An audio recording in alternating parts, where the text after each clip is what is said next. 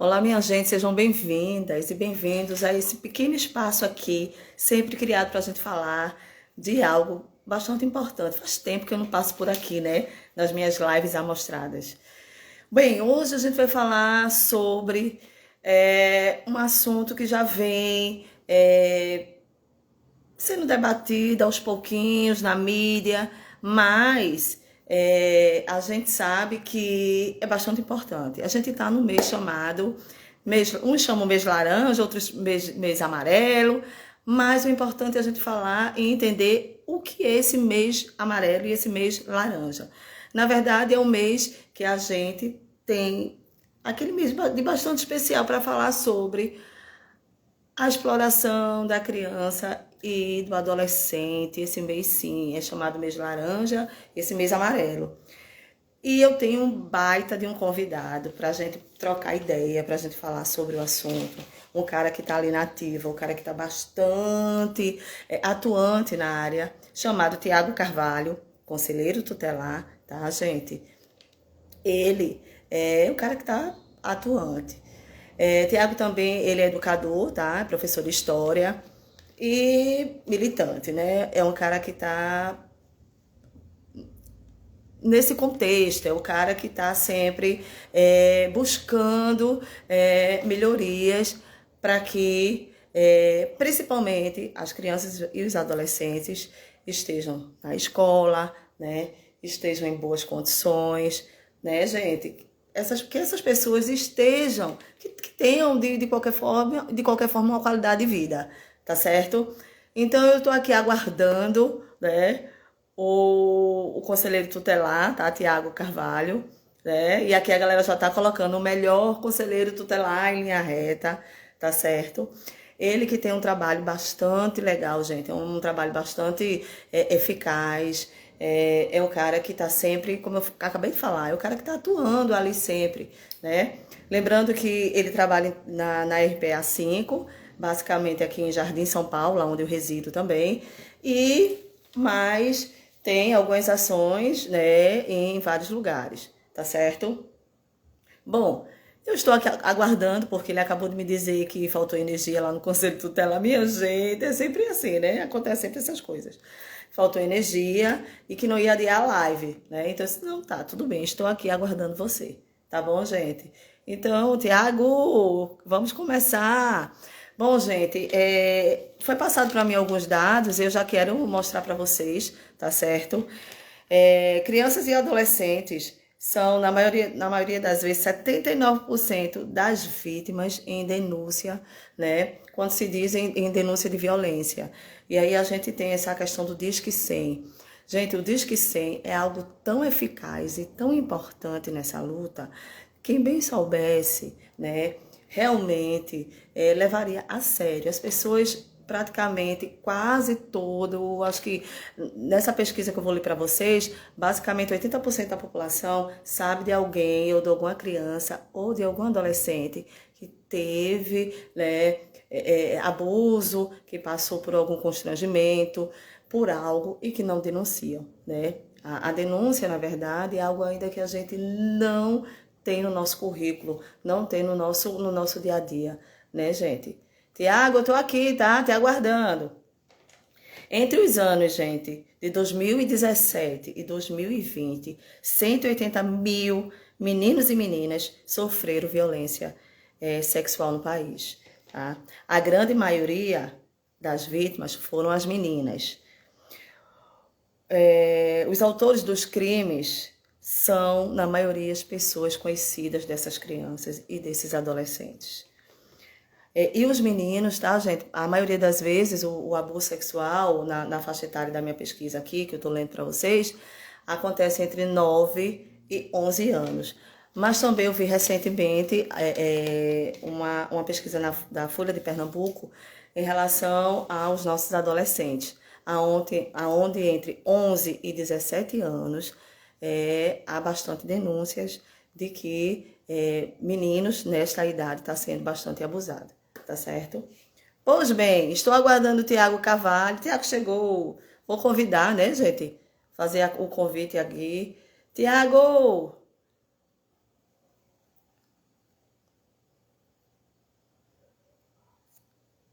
Vamos na linha reta de todo o país da América Latina. Eu não sei, é mais ou menos isso, tá?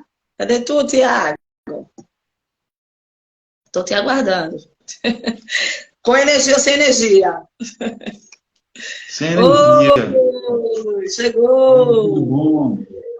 Como Olá, vai? Ana. Boa tarde. Eu Vai estou te vendo sim. Vê que perfeitamente. coincidência. Oi? Eu estou te vendo perfeitamente. Pois é, e deixa eu abrir até um pouquinho de nada aqui. Ó, minha gente, já começou. As tretas das lives, né? É, os problemas de sempre, né? Talvez a gente não se prepara tanto para essa questão É, virtual, mas o aí acaba importante é o sempre conteúdo. acontecendo um probleminha ou outro. Espera só um pouquinho. Vamos esperar, Agora, você está se organizando. pois não, Ana, queria me desculpar um pouquinho por esse atraso, né? Acho que 10 minutos. Aqui no Conselho Tutelar faltou energia nesse exato momento, assim. Tipo, faltava 5 minutos para começar a live, 10 minutos, e faltou energia. Tá um calor significativo aqui, mas esse debate que você me chamou para participar é muito importante. Eu faço questão de, né, da gente poder estar travando essa conversa aqui.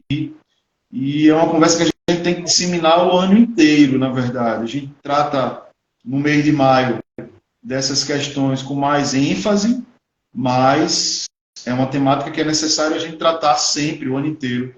Mas deixa eu te perguntar, meu áudio tá legal, porque eu acabei tendo problemas com o meu fone de ouvido. Eu estou te escutando bem. Eu acredito que algumas pessoas que já chegaram aqui, tá todo mundo escutando bem. Gente, caso o áudio da gente dê algum tipo de problema, o meu, porque realmente eu estou afônica, eu estou, né, tô com uma gripe que não sai de mim, e Tiago, porque está tendo esse contratempo lá devido à energia, tá, gente? Qualquer coisa, se a gente sumir de repente, você já sabe. Valeu, Ana. Tô aqui, viu?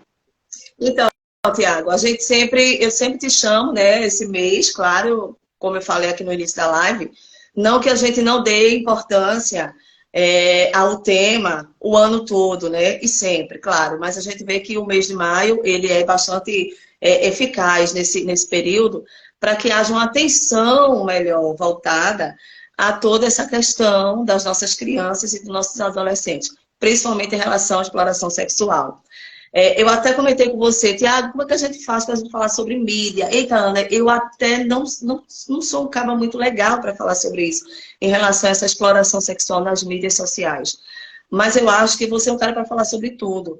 Principalmente, Tiago, porque você está envolvido, inserido no contexto, né? É o cara que está ali sempre trabalhando, está em busca, está sabendo se a criança está na escola ou não, né? O que é que está acontecendo com aquela família que está próxima de você. Então, assim, Tiago, desde já eu queria que você desse uma ênfase, na verdade, o que significa realmente esse trabalho todo, né, esse mês, e o porquê a gente ainda tem tanto descaso em relação às nossas crianças. Então, gente, boa noite, boa tarde, né? Meu nome é Tiago Carvalho, como o companheiro já disse. Eu estou atualmente conselheiro tutelar, fui convidado para esse debate e estou sempre à disposição, na verdade, para participar de vários outros debates, porque eu acho que uma forma da gente reduzir esses números, né, como você coloca aí, que são tão grandes e alarmantes, é a gente difundindo informações, é a gente tentar contribuir com informações para que as pessoas se empoderem dessas informações e saibam, através dessas informações, o que é certo, tanto o abusador como até o adolescente. É importante ele saber, porque muitas vezes o adolescente é abusado e ele não sabe que ele sofreu um abuso, o adolescente. Ele não sabe que ali o que aconteceu com ele foi um abuso. Então a gente tira esse mês de maio, porque o mês de maio é o mês onde nasceu, onde morreu, assassinada, né? Em 1973, veja, isso tem muito tempo, isso foi em plena época da ditadura militar. Uma criança foi brutalmente estuprada, abusada sexualmente por algumas pessoas que, segundo investigações, são pessoas de uma elite de Vitória do Espírito Santo, e essa criança foi abusada sexualmente, passou uns dias desaparecida, depois encontraram o corpo dela esquartejado. Esses abusadores, eles nunca cumpriram pena, de fato. Chegaram a ser condenados, mas depois a condenação deles foi derrubada numa outra instância. Então, se tira o dia 18 de maio como o Dia Nacional de Combate ao Abuso e Exploração Sexual de Criança e Adolescente. Então, o mês de maio, historicamente, ele é tirado para se debater essa temática com mais ênfase. E não que a gente não tenha que debater essa temática durante o ano todo. É necessário se debater essa temática não só com o conselheiro tutelar, mas entre os comunicadores, entre eles. Nas escolas é necessário se fazer esse debate, é necessário se fazer esse debate o ano todo, no posto de saúde. Rafaela, que é conselheira tutelar lá de Caruaru, está lembrando ali, são 50 anos de impunidade. São 50 anos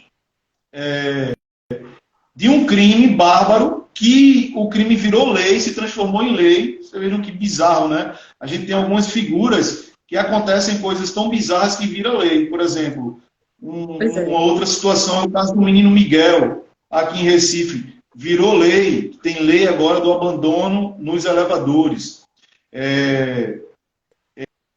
A Joana Maranhão, existe uma lei com o nome da Joana Maranhão. O menino Henrido Borel, que morreu assassinado em 2021 pelo padrasto, tem uma lei agora, Henrido Borel. É triste saber que essas pessoas acabaram virando mártires de uma situação muito triste, mas que serve para a gente, hoje, ressignificar essa história, contando ela, tentando fazer com que a gente combata esse mal, que ele é muito grande. Acho que por aí eu respondo essa tua primeira pergunta, e depois eu trago uns dados aqui para falar sobre esse dia. Pois é, gente. E aí, Tiago, ele começa a trazer os ganchos para a gente, né?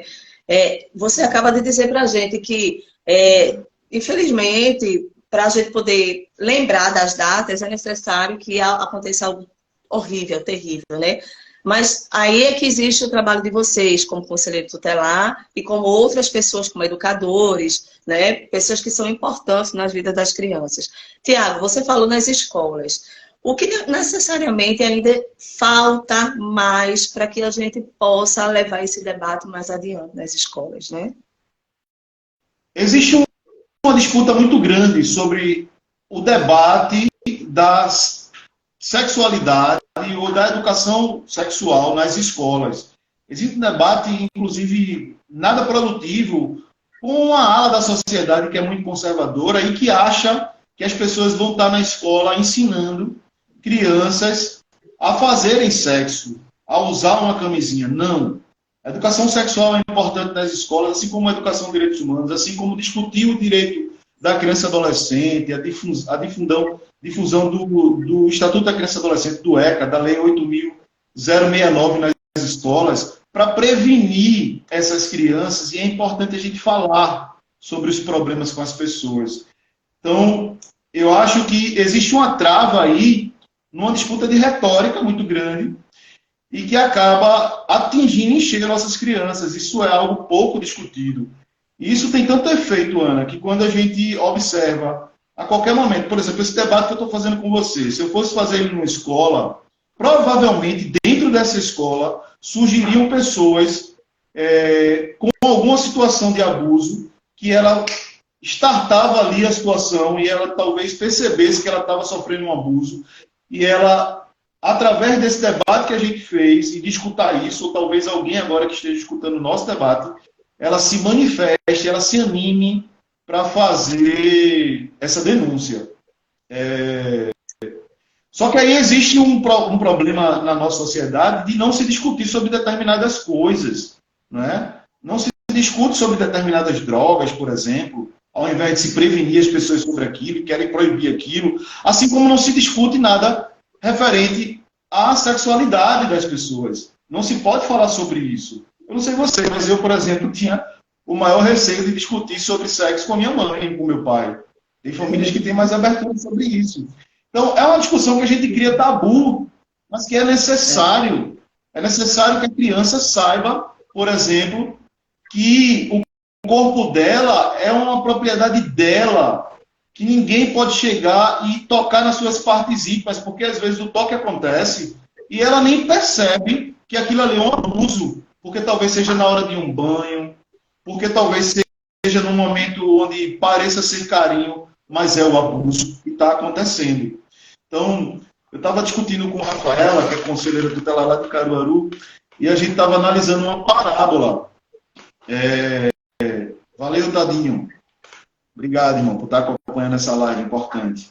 A gente estava analisando uma parábola, que a parábola, ela retratava, e a gente faz uma analogia dessa parábola, né? Ela retratava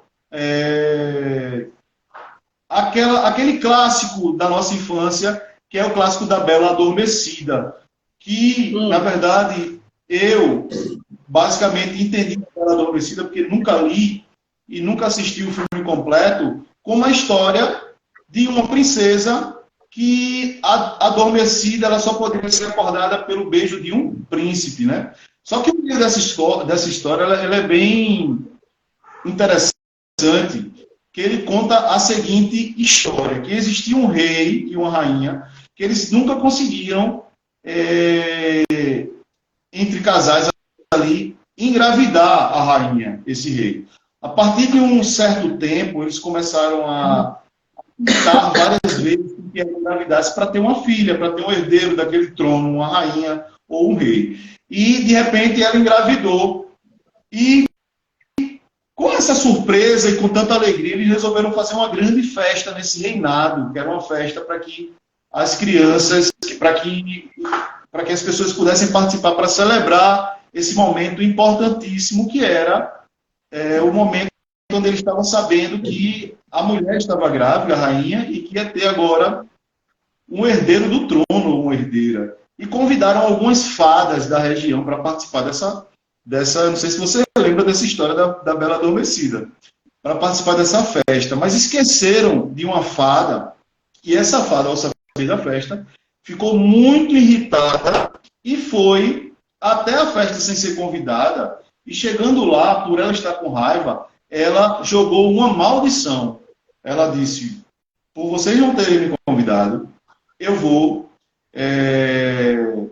jogar uma maldição sobre essa criança que virá. E quando ela chegar aos 15 anos de idade, eu fico fazendo uma analogia, porque a história ela fala de troca. Eu estou imaginando. Vá. Eu trago para a agulha de crochê. Ela disse que essa adolescente, quando chegar aos 15 anos, se ela tocar numa agulha de crochê e furar o dedo, ela vai perder a vida. Eu irei tirar a vida dela, porque ela vai tocar na agulha de crochê e vai tirar o dedo, vai perder, vai furar o dedo. Uma outra fada, para amenizar essa punição, ela disse o seguinte, ela disse que eu vou amenizar isso, vou reduzir danos e vou dar para ela um sono eterno. E foi aí onde a Bela Adormecida dorme, né? O rei, sabendo dessa maldição, ele proibiu todas as agulhas de crochê daquela região. Agulha de crochê que servia para as pessoas, inclusive, costurar as roupas, né? As pessoas ficaram sem agulha de costurar porque ele mandou recolher. Isso na história real fala de Rocas, né? E aí, quando a menina chegou aos 15 anos, sem ela nem saber o que era agulha de crochê, ela encontrou, botou o dedo e furou. Então aí foi onde ela adormeceu. Por que eu trago essa parábola e por que eu trago essa história? Porque muitas vezes as pessoas tentam esconder aquele problema, eu trazendo essa analogia da agulha de crochê, e tentam esconder como se ele não existisse. Só que aí seria muito mais inteligente se o rei tivesse conversado com a sua filha e dito a ela, olha, fizeram uma maldição contra você e você não pode tocar numa agulha de crochê, porque se você furar seu dedo, você vai perder a sua vida ou vai adormecer. Porém, o rei fez questão de recolher todas as agulhas de crochê, inclusive fazia quase 15 anos já que aquela comunidade inteira, ninguém costurava porque não se tinha agulha de crochê, porque era proibido. Só que uma agulha de crochê que surgiu em algum lugar foi onde a menina tocou e foi enfeitiçada ali pelo feitiço, né? Então, trazendo essa analogia para dizer que é muito mais importante, muito mais interessante, muito melhor com que a gente dialogue com essas pessoas e não finja que o problema não existe. A gente consegue reduzir muito mais danos dialogando do que fingindo com que o problema não exista. E aí, existe uma rede de proteção que pode fazer esse diálogo, onde, como você citou, a escola ela é a principal rede de proteção. É na escola onde a criança passa, sei lá, pelo menos 40% do seu dia. Geralmente, as escolas hoje ainda são integrais, né? Então, na escola tem coordenação pedagógica, com quem muitas vezes essa criança se abre. E é bom, antes de você perguntar, saber que a escola tem total obrigação de fornecer as informações, de repassar as informações que foram colhidas. É um dever de qualquer um de nós, porque a legislação hoje, ela lhe proíbe de saber de uma informação como essa, referente a um abuso sexual ou qualquer outro tipo de violência, e não comunicar às autoridades. Mas quando se trata de abuso sexual, que é uma violência muito grave, muito nojenta, muito nociva para o psicólogo dessas crianças e adolescentes, é necessário que essas pessoas tenham a sensibilidade, não só sigam a lei, porque a lei te obriga a denunciar. Se você souber negligenciar, você pode responder por isso. Inclusive, eu falo isso porque muitas vezes tem algum parente, sabe, que negligencia, que não escuta essa adolescente da maneira correta, que não acolhe. É necessário que haja o acolhimento. E a não dá escola... importância, né, Tiago? Muitas vezes, ao que a criança está falando, né? Acha que a criança está, muitas vezes, inventando. Essa questão da invenção, que muitas vezes levaram a crianças a fazerem muitas coisas quando adultas, muitas vezes. Eu sei de casos que pessoas só tiveram coragem de contar depois de adulto, né? Porque quando criança, ninguém ia acreditar, né? E eu espero que essa sociedade comece a abrir um pouquinho os olhos e os ouvidos em relação a isso. Você tocou no assunto em relação ao educador. E o professor, na verdade. E aí me veio, no início da nossa live, você falou na Joana Maranhão, e a gente já falou sobre isso, a gente torna a falar. Joana Maranhão começou a treinar criança, né? E Tadinho tá aqui, é um cara que tem um projeto muito bacana, uma amiga, você sabe disso, respeitadíssimo, meu filho tá lá também na terça-feira jogando futebol. E aí eu te pergunto, o que leva uma pessoa justamente a um treinador de Joana Maranhão ter justamente aliciado aquela criatura criança, né? Que quantas Joanas Maranhão, né, existe ou existiram, né, até a lei ser criada em relação a tudo isso, Tiago. É muito importante a gente falar aqui, frisar sobre isso, porque a criança, ela começa a praticar esporte pequenininha, né? Criancinha, 5, 6 anos, 7 anos, judô, karatê, natação, futebol, né? E aí, infelizmente, as coisas também acontecem, né? Total. Por isso que é importante o diálogo, né? Eu estava lendo aqui as mensagens de Rafaela, daqui a pouco eu leio, Rafa. Obrigado por estar acompanhando. Daqui a pouco a gente lê e tenta interagir, mas só para não perder a questão da sua pergunta, por isso a importância, sabe? A gente às vezes leva nosso filho para aula de judô e aquele professor de judô, a sociedade é uma sociedade que não adianta falar isso, né? Mas é uma sociedade extremamente machista, que foi ensinada de uma forma errada, que os corpos são extremamente sexualizados. Eu era professor do Trajano de Mendonça. Da parada de ônibus até a escola, que dá mais ou menos 500 metros, essas adolescentes eram assediadas com a roupa, com a farda da escola, quase que diariamente, passando no mesmo caminho, um monte de macho velho olhando, ou seja, vivemos numa sociedade extremamente doente em relação à sexualidade, que a gente não consegue nem identificar quem é, inclusive, não se identifica, porque o abusador, ele não tem a cara de mal, ele não é um cara mal, aquela coisa que a gente estereotipa, sabe? Porque, inclusive, estereotipamos as pessoas, né? E não existe isso. São pessoas que, inclusive, pode ser um padre, pode ser um pastor numa igreja, assim como pode ser um treinador, aquele treinador maravilhoso que gosta só da minha filha, e minha filha toda vez senta no colo dele, e ele, enfim, depois do treino é ele que leva para casa, é ele que leva para algum lugar. Pode ser essa pessoa, como aconteceu com Joana Maranhão. É necessário haver esse diálogo. Os pais, eles precisam, eu acho que vai muito na pergunta do que Rafaela colocou, que é necessário haver uma participação da educação sexual, para que ela saiba o que é e que não é abuso, para que ela possa comunicar às pessoas da família, olha, eu acho que o que aconteceu comigo foi abuso. E é necessário as pessoas que acolhem essa informação, que aí vai de acordo com o que Rafa está colocando, que elas não precisam provar, mas elas precisam se identificar, qualquer suspeita, denunciar. E aí existem os órgãos que vão ser responsáveis por investigar e condenar ou não aquela situação. Mas é importante haver a denúncia. Mas para haver a denúncia, é necessário haver a suspeita. E a suspeita só vai haver se essa criança souber que ela está sendo abusada. Por isso é importante a educação sexual. E aí, por que eu me contraponho um pouco a essa ideia do não educação sexual nas escolas? Gente, muitas vezes o próprio pai é o abusador. Vejam, mais de 40% dos casos de abuso e exploração sexual, eles são cometidos pelo pai ou padrasto. 70% desses casos são com pessoas muito próximas, geralmente no local de residência dessa pessoa. Geralmente é um tio, talvez possa ser um vizinho, é um cunhado. É alguém, inclusive, que está fora da nossa suspeita. Essas pessoas não conversam sobre sexo, porque por elas agirem assim, ela tem até vergonha de falar sobre sexo. Então elas não falam sobre sexualidade, elas não ensinam essas crianças. É necessário que se faça esse trabalho em casa também. E aí a gente está lidando aqui com uma sociedade extremamente complexa, com um assunto extremamente complexo, onde as resoluções também são complexas. E por isso que existe uma rede de proteção que tem que ser ativada, mas para ela ser ativada, essa criança precisa discernir, ou esse adolescente, ou alguém observar, se for uma criança é difícil discernir, né? Ou alguém observar que aquilo é um abuso.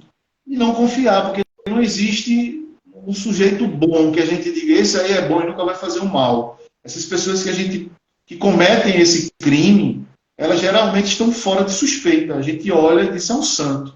Isso é uma pessoa, mas inclusive quando elas chegam aqui no conselho tutelar, elas tentam passar essa imagem, né? Só que a polícia tem seus meios de descobrir a veracidade ou não das denúncias. Então, o importante é denunciar. Eu não sei se você ainda vai falar sobre a lei de Joana Maranhão, mas talvez eu possa pegar um gancho nessa conversa agora, porque você falou de crianças e como identificar, né? Gente, existe uma lei 12.650, que é uma lei que ficou conhecida como a lei de Joana Maranhão, que essa lei dá o direito à vítima de abuso e exploração sexual de, se ela for abusada, por exemplo, quando criança, com 9 anos de idade, até 12, ou adolescente, que vai dos 12 aos 18, e ela não se sentiu à vontade por algum motivo. Muitas vezes a criança mora com a madrasta, com a mãe, o cara é o padrasto, a mãe sustentada por ele. Ela tem medo de denunciar porque talvez vai ficar numa situação de difícil a vida, ou aquela pessoa ameaçou a família, ameaçou a própria criança, ou então talvez a criança não identifica que não é um abuso. Talvez ela venha identificar isso quando adulta. Então, a lei Joana Maranhão, a lei 12.650, ela dá direito a essa vítima do abuso e exploração sexual. A partir dos 18 anos, ela tem 20 anos para fazer a denúncia. Ou seja, ela tem até os 38 anos de idade para efetuar a denúncia do abuso e exploração sexual contra a criança e adolescente. É uma lei muito importante, que vem a ser implementada no Brasil desde 2012. Inclusive, ela foi implementada no dia do assassinato da menina Araceli, no dia 18 de maio, e que surge, infelizmente, por algo que aconteceu com essa nadadora, que é a Joana Maranhão, nossa, pernambucana, inclusive, que era abusada, por isso da pergunta da companheira Ana, que era abusada pelo seu treinador. E devido a aquele momento, ela não conseguia entender que aquilo é um abuso, só veio entender depois. Ela tentou denunciar depois e não encontrou meios para isso. né? Inclusive encontrou meios de denunciar ele na imprensa e trazer, inclusive encorajar várias outras mulheres a fazer isso. Foi muito importante a coragem, mesmo diante dessa dor de Joana Maranhão, trazer isso à tona, porque de alguma forma isso encoraja muita gente. E acabou criando uma lei que desse direito. As pessoas olharam para isso e disseram, poxa, velho, então ela ficou com as mãos atadas porque não existe uma lei que acoberte ela, que dê direito a ela fazer essa denúncia. Então aí, agora, infelizmente, depois do caso que aconteceu com Joana Maranhão, existe uma lei que permite com que essa vítima ela possa ter 20 anos após os 18 anos de idade para entender que aquilo que ela sofreu aos 8, aos 10 foi um abuso e denunciar esse abusador. E é importante que se façam isso, né? É importante que você que está ouvindo, está vendo essa mensagem, que replique essa mensagem e que faça isso. Tiago, vamos falar um pouco dos nossos canais, de como tudo funciona, né? Uma coisa ligada à outra. Então, eu quero saber como é que funciona. Deixa eu só pegar um gancho aqui, porque a gente estava falando de Joana Maranhão e Rafaela, novamente, que deve estar bem atenta lá em Caguaru, ela colocou aqui novamente. Avisa a Rafaela que a gente vai para lá, todo mundo de São João. Pois é, já tem um Chicago. Ela falou o seguinte aqui, que Joana Maranhão foi processada pelo treinador. Vejam que absurdo. Ela denunciou o treinador, e o treinador, numa estratégia de defesa, denunciou a Joana Maranhão. Vejam que absurdo, né? E ela não tinha uma lei que, de alguma forma, completasse ela, e agora existe uma lei.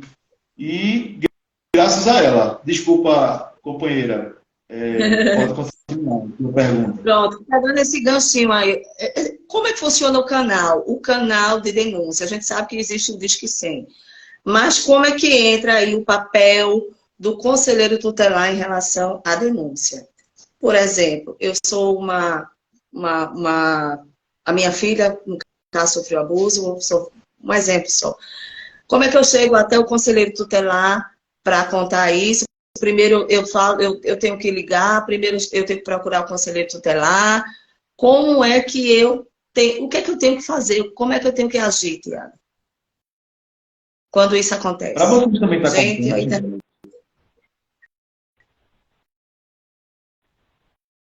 voltou? A internet? Ana, eu não escutei o teu exemplo. Eu não sei se é a tua ou é a minha. Cortou, mas eu entendi a pergunta.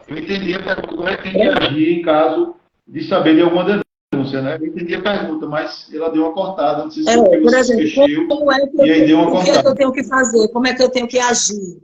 Isso. A minha filha foi vítima, ou até mesmo eu, olha, tem várias formas de como agir. Eu acho que você tocou uma...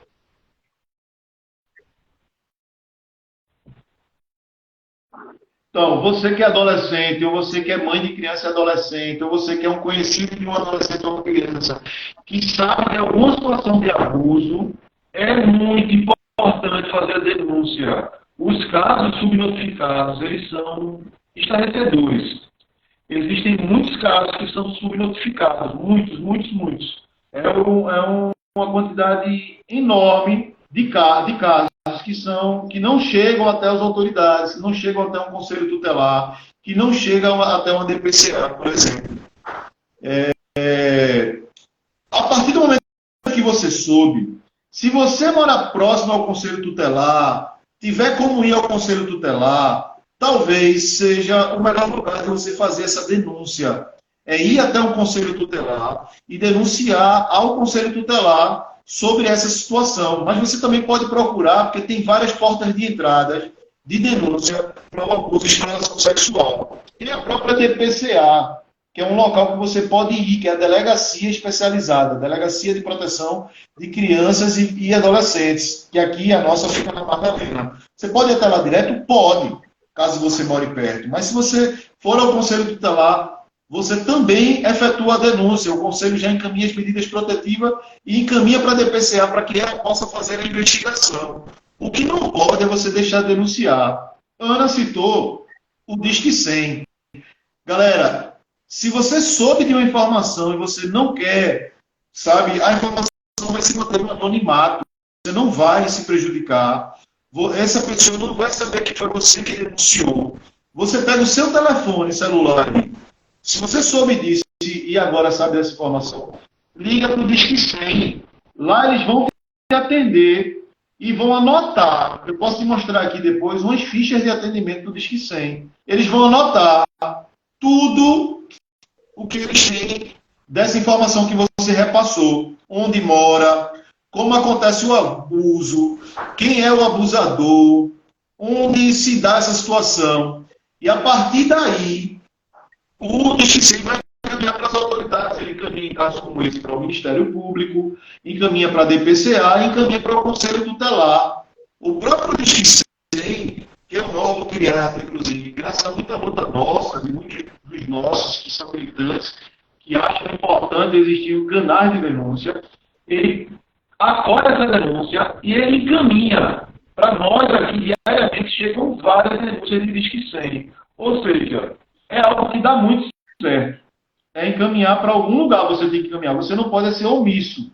Aí eu te dou essa possibilidade de encaminhar para o Disque 100, porque a partir daí você consegue elaborar um documento e encaminha para várias outros órgãos competentes que vão, de alguma forma, fazer a apuração, o acolhimento a essa vítima. A gente precisa, através do Conselho Tutelar, encaminhar a vítima para atendimento psicológico. Se a vítima está sofrendo algum tipo de ameaça, para programa de proteção a vítimas ameaçadas de morte.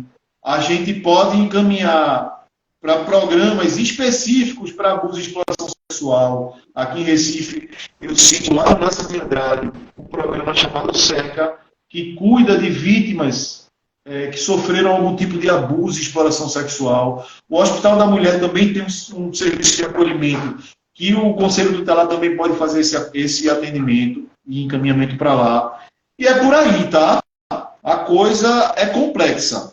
O problema é complexo. Então, existe uma complexidade, uma rede aí de proteção para acolher essa denúncia, fazer os encaminhamentos e, a partir daí, procurar punir, porque eu acho que a punição é muito importante para que sirva de exemplo. Então, a gente vive, inclusive, numa briga com o sistema de segurança, porque há uma defasagem. A DPCA, por exemplo, aqui em Recife, ela não funciona à noite, no turno noturno, o que é um absurdo, e finais de semana também não. Ela funciona de forma degradante na delegacia da mulher, onde não se tem um acolhimento, onde não se tem a escuta especializada, que é o depoimento especial policial, que é necessário também, tá? É isso, Ana. Tem esses meios aí de comunicação que você pode, através deles, fazer a denúncia. Né? Conselho Tutelar, o número da gente é o 3355-3213, 3238, na verdade, 3213 é do plantão, que você pode fazer a denúncia também por esse telefone do Conselho Tutelar. Mas diz que assim que vai dar certo. Se puder vir no Conselho, venha. Só não fique parado. Se souber de algum abuso, a gente tem que acabar com esse mal. O país que a gente vive é o segundo país mais abusador do mundo de exploração e abuso sexual contra criança e adolescente. Isso, nós ainda temos aí, nesse bojo, uma porrada de números que são subnotificados, que não chega a lugar nenhum, ou seja, que nem é computado. Mesmo assim, a gente ainda é o segundo país em abuso e exploração sexual de criança e adolescente, Ana. É muito grave, muito triste. A realidade é essa. A gente, pegando um gancho aí nesse teu contexto todo, a gente vai falar algo agora que ele diz para mim que não tem tanta propriedade, mas a gente vai falar um pouco aqui sobre o que a mídia, na verdade, vem abordando, que são a exploração voltada às mídias sociais, né? A gente vê que, em inúmeros casos agora, principalmente nas delegacias cibernéticas, vê a questão da pedofilia em relação às nossas crianças. Nisso, as crianças estão lá no joguinho online, quando vê, recebe, né, é abordado, né?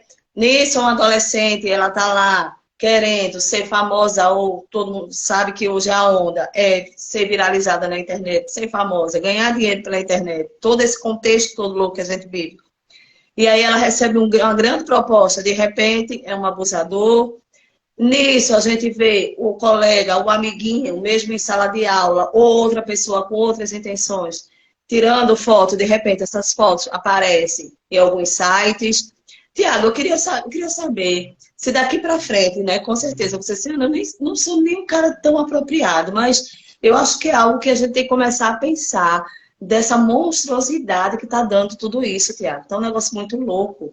Porque a gente vê, claro, é evidente, uma criança de 2, 3 anos, hoje com o celular na mão, jogando, brincando, interagindo, conversando, ligando, sabendo o que é rede social, né? Muitos pais já fazem Instagram, né? O meu não tem, de forma alguma, mas adoro um TikTok da vida, né? E aí eu te pergunto, como a gente, até fazendo essa troca contigo agora, e para alguns pais que daqui para frente vão assistir essa live, como fazer para que nossas crianças daqui para frente, que cuidado realmente a gente tem que ter de verdade. Por quê? Porque, como eu estou te falando, antes a coisa era de pessoa para pessoa, hoje a coisa é interativa. Como é que eu devo agir em relação a tudo isso? Como pai ou Mas, como mãe, falando. não, é muito difícil, né? Muito mais difícil, Ana. Você que tem aí essa sua forma de educar, né? Que retirou o Instagram, já tenta limitar ali um pouquinho, mas é impossível, né? Nas diversas casas e comunidades, as pessoas fazerem isso. E esse crime, essa modalidade de exploração, porque aí é muito de exploração sexual, porque as pessoas estão fazendo isso para ganhar dinheiro, ela tem crescido demais na internet. Ou então o abuso, o próprio abuso, que são pessoas se utilizando da vulnerabilidade dessas crianças num local que é quase invisível, né, Ana? Porque na internet a gente não consegue ver, a gente não consegue distinguir. É importante, por isso que a importância da educação sobre isso, né? Se começar, imagina você empoderando as crianças e adolescentes sobre isso nas escolas. Talvez no primeiro contato, a própria criança possa dizer, sai para lá, tarada, eu vou te denunciar agora, enfim.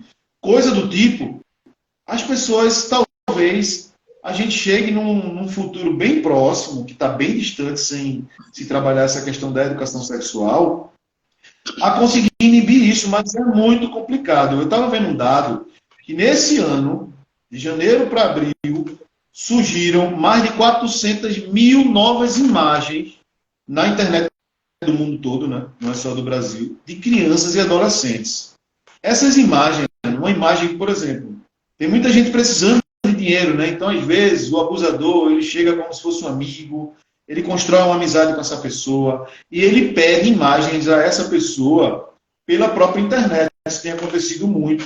E dá um dinheiro a essa pessoa por essa imagem. Mas essa imagem, ele vai ganhar em cima dessa imagem muito mais dinheiro. E essa imagem vai parar no Japão, na China. Vai parar do outro lado do mundo, a imagem dessa criança brasileira, que foi passada para esse abusador, para esse criminoso que age pela internet. É uma forma muito mais difícil de se identificar, mas também é fácil porque está tudo registrado. Se houver denúncia, a Delegacia de Crime Cibernético, ela tem como conter, como de alguma forma identificar, porque tem ID, tem todo um processo aí que há como rastrear, mas é muito complicado de se identificar, porque ela acontece de forma silenciosa e, às vezes, de forma muito rápida. Às vezes, o próprio, mesmo havendo o consentimento dessa criança, é crime. É crime pedir foto, é crime tirar foto de criança e adolescente, é crime guardar foto. Tá, eu não tiro foto e nem foi eu que peguei a foto, mas me mandaram e está no meu celular. Eu guardei a foto. É crime. Se eu repassar a foto, também é crime. Tudo isso envolvendo criança e adolescente é crime. Inclusive, é crime também eu repassar uma foto de uma adulta sem o consentimento dela. Mesmo que eu tenha tirado com o consentimento dela. De criança, esse crime ele é aumentado por se tratar de uma criança. Ele entra na lei de abuso e exploração sexual, que inclusive desde 2015, eu acho, que é desde o governo de Dilma Rousseff, se transformou em crime hediondo. Ou seja, É um crime que tem penas muito duras e que não dá muita brecha para a defesa, para o acusado. Então, gente, é crime, é difícil conter, sabe? Eu acho que tudo vai para essa questão de se discutir isso. Eu acho que é importante. Deixa eu contar uma outra história, Ana. Vou contar uma história. Eu tenho um amigo que ele é antropólogo e ele é bilíngue, ele sabe várias línguas. E um dia ele botou um vídeo para eu assistir, que era um documentário. Esse documentário trazia duas situações diferentes.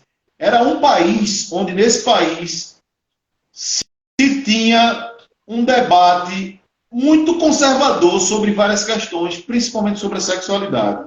Esse país, inclusive, parece muito com o Brasil, mas vamos tratar de outro país, para a gente poder visualizar. Era um país onde as pessoas... Era proibido discutir sexo. Isso é real, tá? Essa história, ela foi pesquisada por uma antropóloga, eu não sei o nome dos países agora, mas é bem real. É real mesmo, tá? Não é uma história contada, não é uma parábola que eu inventei. Essa antropóloga, ela fez esse estudo e nesse país tudo era proibido sobre o sexo. Parece o Brasil, sabe? O Brasil das igrejas, o Brasil conservador. Não fala sobre sexo. A gente não pode discutir sobre isso com as crianças. Essa coisa é proibida. Só a partir dos 18 anos. Não vamos discutir sobre isso.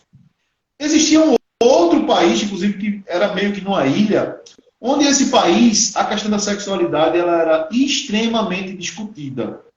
Ela era discutida na escola, desde os primeiros anos da criança, onde o que é e o que não é legal fazer, como se identificar determinadas coisas, o que é o sexo, o que é a sexualidade. A criança não veio de uma minhoca, de uma serpente, da barriga de uma serpente. Ela nasceu porque o processo é se dá da seguinte forma. Biologicamente, é assim que funciona. Vejam o que chegou à conclusão esse estudo antropológico. Que nessa região onde tudo era proibido, era onde os índices de abuso e exploração sexual. Aí eu falo das gaias, das traições, de tudo aquilo que acontece com as famílias, das relações diversas, dos homens, inclusive, terem relações sexuais com outros homens escondidos. Parece muito com o Brasil, tá? Às vezes tem uns cabos aí que pregam tanto, né, um negócio de moralidade, de repente faz as coisas escondidas. E isso tudo acontecia nesse país, inclusive o abuso e exploração sexual, porque não se discutia aquilo, e as crianças não estavam preparadas para aquilo. Naquela outra civilização, onde se discutia aquilo desde criança, isso é uma história real, tá? E um estudo de uma antropóloga, que depois eu posso deixar aí para vocês o nome dessa antropóloga, que agora não me vem à mente. Se entendia, chegou à conclusão que naquela outra localidade, onde se discutia tudo, nada disso acontecia. As pessoas respeitavam as outras. Índice de estupro de vulnerável mal existia. Estupro de pessoas que são maiores de idade também era muito difícil de existir. Essas pederastias todas que acontecem, as traições, as gaias, mal acontecia. Eu estou tentando traduzir isso para uma linguagem nossa, porque claro, para deixar tem que ser. Claro, mas antropologicamente, para falar de outra forma. Então, gente, a importância de se discutir isso para sanar esses problemas é muito grande. Assim como a importância de você abrir seu canal como uma comunicadora popular, que eu sou muito fã do seu trabalho, e poder trazer um tema como esse. Mas que bom se a TV Globo, né, que tem uma audiência um pouquinho maior do que a sua, pudesse fazer isso, né? Que bom se a gente pudesse ver campanhas e mais campanhas trazendo temáticas como essa, que a gente pudesse, através disso, inibir esse mal, que, inclusive, já vou trazer os dados para você aqui, mas os dados são gritantes. Eles são... Parece que a gente, inclusive, não caminhou positivamente. A gente parece que regrediu, tem regredido. Isso é muito doloroso. É isso, companheira. Eu acredito que essa regressão a gente teve devido a todos os últimos anos que a gente não teve anos fáceis, né? E em relação a tudo isso que você falou, a questão do diálogo é muito importante. Os diálogos praticamente foram sanados nas escolas. A escola é a base de tudo, onde tudo começa, em casa e escola, é aquela relação, né? É um que complementa o outro. Então, quando só um faz um tipo de trabalho, que o outro não dá continuidade, aí fica meio que complicado, fica complexo, porque aí não que o educador, a primeira educadora que é a mãe e o pai, né, a família, né, não a mãe e o pai, ou seja, aquela pessoa que educa, porque a gente sabe muito bem hoje que a gente não pode colocar uma família hoje simplesmente só com a mãe e com o pai. As crianças, elas são educadas, né, pelos tios, pelos avós, né, muito mais hoje em dia pelos avós, né, e você sabe muito bem disso, em relação à educação, a questão de ter que trabalhar para dar de comer. Eu queria que você me contasse agora, Tiago, você toda essa sua experiência aí no Conselho Tutelar. Não precisa nem citar nome, nada. Só queria saber de uma das histórias, né, que você vivenciou e que você... Não que você achasse que não existiria ou que não jamais poderia acontecer, mas que realmente você ficou perplexo. Ô, Ana, esse trabalho no Conselho Tutelar, eu acho que a maioria de todas as ocorrências que acontecem de abuso sexual, mas de outros tipos de violência, elas vêm parar no Conselho Tutelar. Aqui são 5 conselheiros que cuidam de 16 bairros, quase 300 mil pessoas, ou mais de 300 mil pessoas, é muita gente. Então aqui, inclusive, eu meio que me descobri muito nesse trabalho do Conselho Tutelar, mas o trabalho do Conselho Tutelar, ele é adoecedor, ele adoece a gente, porque você se deparar com situações como essa, diariamente. O Conselho Tutelar não tem poder de polícia, ele não...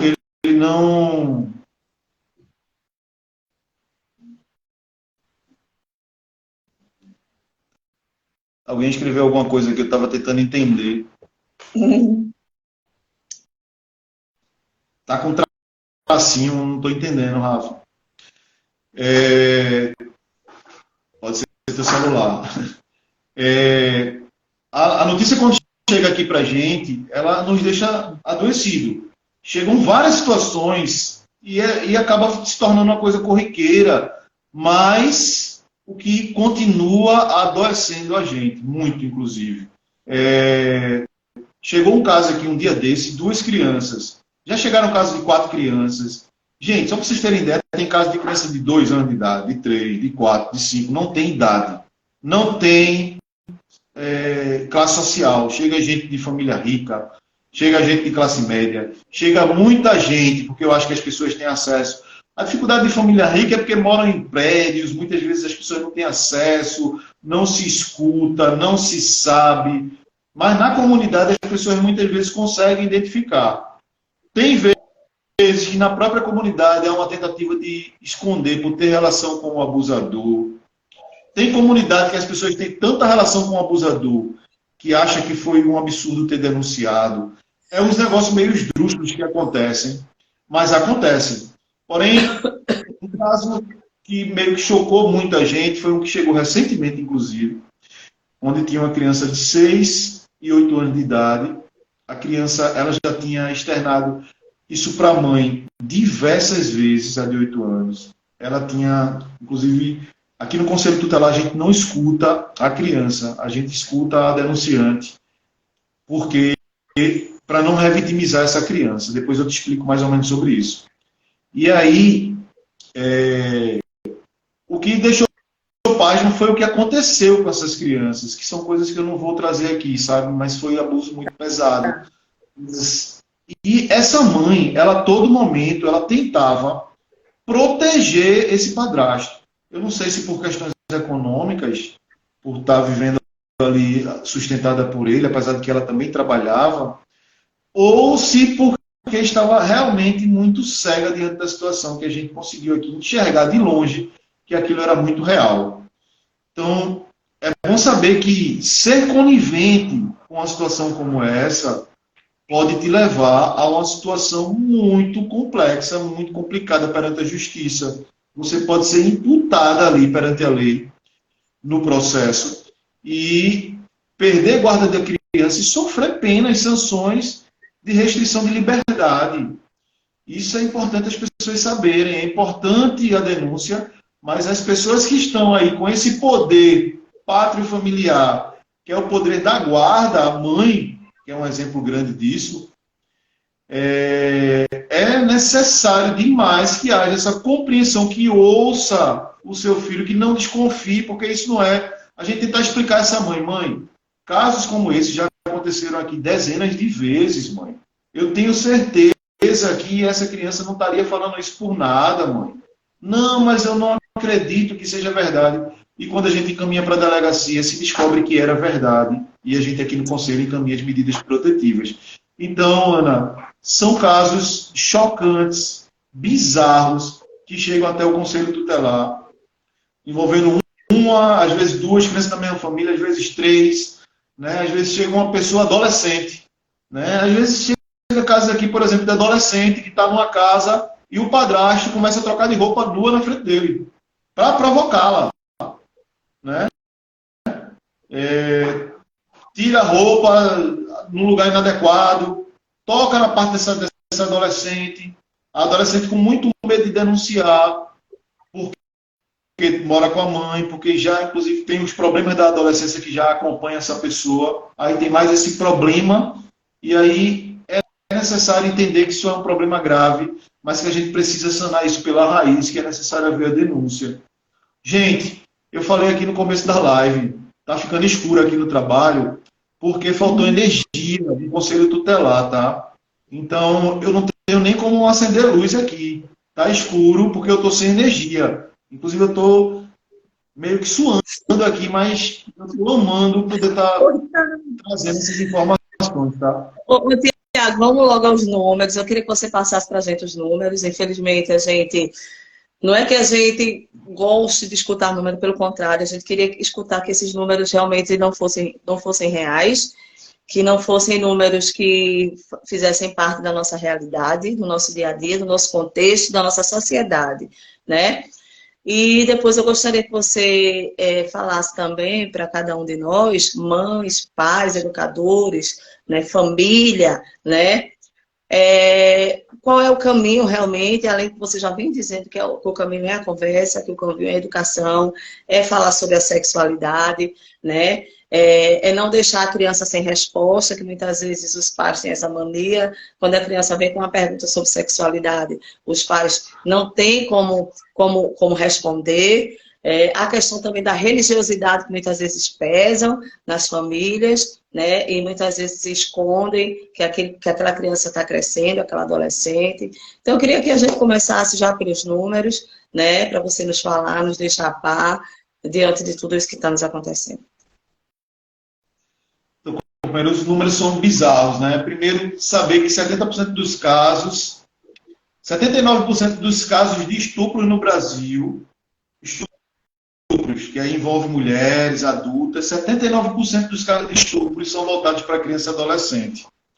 A cada hora, 4 crianças sofrem um abuso sexual no Brasil.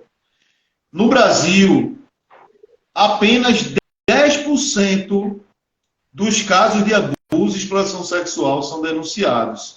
Apenas 10%. Existe uma campanha no Brasil, que foi iniciada o ano passado, inclusive, com a hashtag Cadê os 90? Cadê os 90?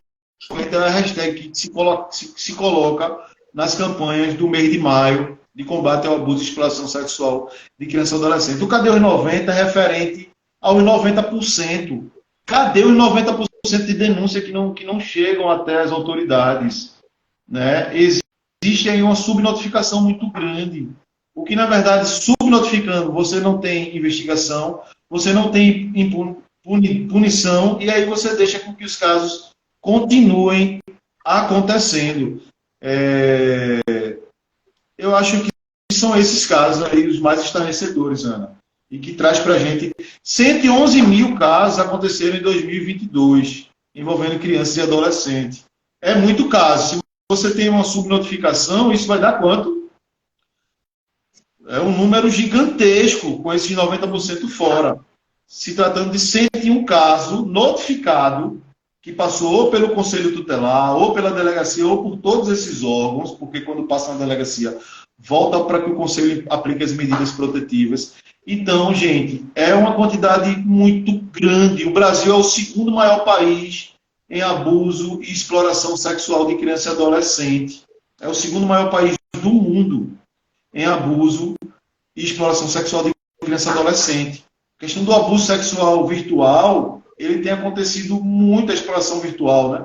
Muito, e aí já é um outro dado que a gente soma em algum local a esses dados que foram apresentados aqui. Então a gente tem uma epidemia que é muito nociva. Você deve imaginar, Ana, o que sofre uma criança psicologicamente, não só sexualmente, mas no convívio dela na sociedade quando ela é abusada sexualmente. Ela nem sabe o que aconteceu com ela, mas ela sente que aconteceu algo de errado. Talvez ela venha descobrir depois, ela fique com esse trauma. Esse trauma talvez seja incurável para essa criança. Então, é necessário, para se combater isso, intensificar campanhas. Então, parabenizo o seu programa, porque é necessário intensificar campanhas. É necessário que o Ministério da Saúde possa fazer campanhas anualmente sobre isso. O Ministério, durante o ano inteiro, o Ministério de Direitos Humanos, as escolas tenham campanhas intensas, a gente consiga colocar na grade curricular da Lei de Diretrizes e Bases da Educação o ensino da educação sexual nas escolas. As pessoas ficam nesse papo de que escola sem partido, gente, estamos negligenciando a vida de criança e adolescente. É necessário, isso aqui não tem partido. Qual é o partido? E qual é o partido que quer o abuso e exploração sexual? É o partido deles que querem isso? A gente quer que a criança entenda que aquilo que possa estar acontecendo em casa possa ser um abuso. Assim como é importante intensificar com os pais esse debate, para que os pais façam esse debate também com os filhos em casa. Porém, a gente esbarra nessa trava que eu te falei no começo desse debate, né? Muitas vezes as pessoas não têm essa abertura para dialogar isso com o pai e com a mãe. Por isso que é importante a educação sexual. Aquilo que a casa não faz por questões religiosas ou por questões de qualquer natureza,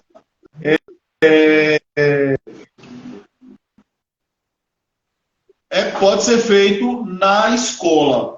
E é um lugar adequado, com profissionais qualificados para fazer esse debate. Então é por aí, companheira. Aqui tá companheiro, eu estou te falando que eu sou muito tua fã, né? Eu já falei isso. Porque eu acho que a gente sempre troca muita ideia quando a gente conversa. A gente sempre... eu aprendo muito com você.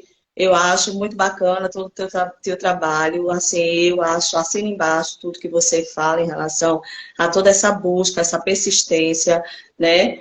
Agradeço também por todo esse teu empenho, porque eu sei que não é fácil ser conselheiro tutelar, mas tem coisas que a gente nasce para isso. E eu vi que nascesse para isso, né? Que nascesse para estar empenhado, para buscar. É uma pessoa que está sempre pensando no outro. É mesmo que a gente sempre diz assim, amar o próximo não é a gente estar sempre dando dinheiro ou dando comidinha, né? A gente precisa se dar, e você se dá muito em relação a todo esse teu trabalho. Eu agradeço desde já, que tu és um cara arretado, e tu sabe disso, né? Sou tua fã, né? E o que você puder contar comigo, eu estou sempre à sua disposição. Eu que tenho que agradecer sempre, né, por esse espaço com você, por você estar sempre dizendo assim para mim, eu topo, eu falo, eu vou, né?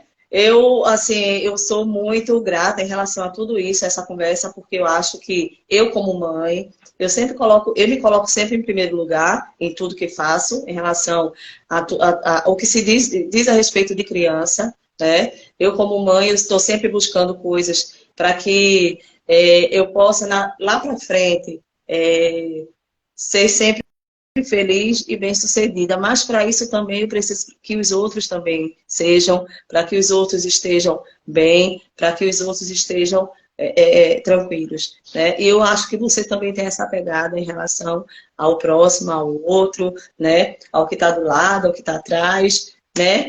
Então é isso, eu que te agradeço, estou sempre aqui à sua disposição. Queria dizer que eu também sou muito teu fã. A Rafaela está de prova aí quando eu falei que ia para esse debate, que você é uma comunicadora popular local, mas que faz um trabalho brilhante nessa tentativa também de ajudar o próximo, de comunicar de uma forma muito assertiva, de uma forma muito militante também. E aí eu queria deixar o recado seguinte, gente, o Conselho Tutelar fica aqui em Areias, na José Natário, é a casa do povo, é um conselho tutelar, é um espaço aberto. O conselho tutelar não está aqui para pegar a criancinha, para tomar a criancinha de mãe, para fazer medo a ninguém. O conselho tutelar está aqui para proteger, para garantir direitos. o Conselho Tutelar tem que ser notificado se houver alguma suspeita de violência, seja ela física ou seja de abuso e exploração sexual de criança e adolescente. É muito necessário que você denuncie para a gente acabar e reduzir esses números, trazer um outro número que mais de 23 mil crianças antes dos 13 anos de idade engravidaram no ano passado. É muita gente. É estupro de vulnerável. Essas meninas deveriam estar estudando, engravidaram. Não se tem campanha de combate à natalidade precoce. E isso é um mal que acaba trazendo essas meninas, vão virar rima de família. Vão ter que trabalhar nessa idade ao invés de estudar. Vão criar de um filho que muitas vezes é vítima de algo que ela nem sabia como fazer. Então é necessário que a gente intensifique campanhas, é necessário que a gente busque denunciar. E eu me coloco novamente à total disposição, gente. Os conselhos tutelares estão aí para isso. Existe a DPCA, que é uma delegacia especializada que investiga casos como esse. Disca 100, não vai custar nada, nem um centavo. Vai custar a tua consciência, porque tu vai ficar com a consciência mais tranquila a partir do momento que tu pegar o celular, discar 100 lá e fazer essa queixa para que a gente junto consiga combater esse mal que é a violência e o abuso sexual de criança e adolescente. É isso. Ana, obrigado pelo convite. Eu estou aqui sempre à disposição para debater esse tema e tantos outros, viu? Obrigada, muita luz para tu. Gente, é isso aí. Disca sempre 100. Percebe alguma coisa, está sofrendo alguma coisa, cuida das crianças, cuida da tua criança. Né? Eu acho que a gente precisa cuidar dos pequenos, porque se a gente quer... Acho que a gente não pode só olhar para a gente, precisa olhar para o próximo, para o pequeno. É o filho, é aquela criaturinha assim, indefesa, que não sabe gritar, muitas vezes que não sabe falar, né? E que muitas vezes não sabe o que está acontecendo. Então é isso aí, gente. Diz que 100 para violência contra criança e adolescente. O negócio é arretado, funciona de verdade, tá certo? E para o maior conselheiro tutelar arretado em linha reta da América Latina, muito obrigada. Valeu, muita luz para tu, vice. Cheiro para tu. Valeu. Cheiro para você e para a família, companheira. Muita luz, cheirão. Para nós. Valeu. Eu não sei nem como é que sai daqui, mas vamos embora. Sair aí, eu saio. Então, aperta aí. Aperta